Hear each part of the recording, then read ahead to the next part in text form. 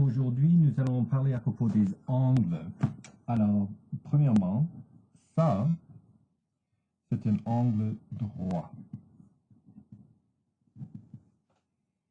C'est 90 degrés. Alors, si j'ai un triangle, vous avez 90 degrés ici.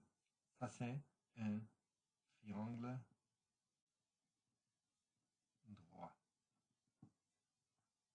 Bon. L'autre chose qu'il faut savoir, ça, c'est un triangle scalène. Alors, au lieu d'écrire le mot triangle, vous pouvez dessiner le triangle. Ça, c'est un triangle isocèle. Et finalement, ça, c'est un triangle équilatéral. Alors, quelle est la différence entre tous les trois triangles?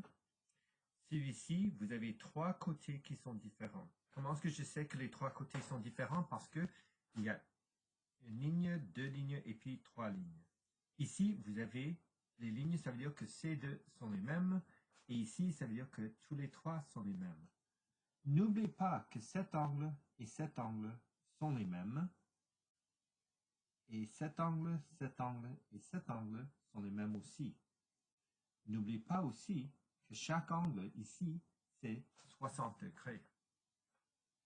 Alors, vous avez en fait quatre types. Vous avez un triangle droit, vous avez le triangle scalène, isocèle et puis équilatéral. Alors, quand vous avez un triangle, il faut faire attention parce que vous avez le triangle ABC.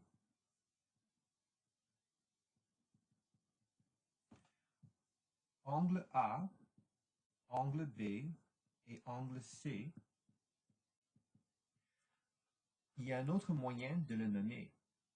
Alors, l'autre moyen de nommer angle A, c'est angle BAC. L'angle que je veux, c'est au milieu. Et puis, les deux autres, je les mets en ordre alphabétique. Alors, s'il vous plaît, il faut mettre le B avant le C. Ne mettez pas CAB. C'est angle BAC. Pour angle B, je dois le mettre en ordre alphabétique aussi, mais je mets le B au milieu, alors c'est ABC. Et finalement, angle C, je dois commencer ici avec ACB. Encore une fois, ce n'est pas BCA, c'est en ordre alphabétique. Alors, vous pouvez écrire tout ceci, mais c'est plus facile d'écrire angle A, angle B, angle C. L'autre chose qu'il faut savoir en ce qui concerne les angles, je peux mettre un cercle, je peux mettre un crochet, je peux mettre un petit X. Tout cela indique les angles. Je peux mettre les angles comme ça, où vous avez trois angles différents. Vous pouvez aussi avoir ceci, où tous les trois, vous mettez une ligne, deux lignes et puis un, deux, trois lignes pour indiquer trois différents angles. Alors, il y a plusieurs moyens de montrer les angles.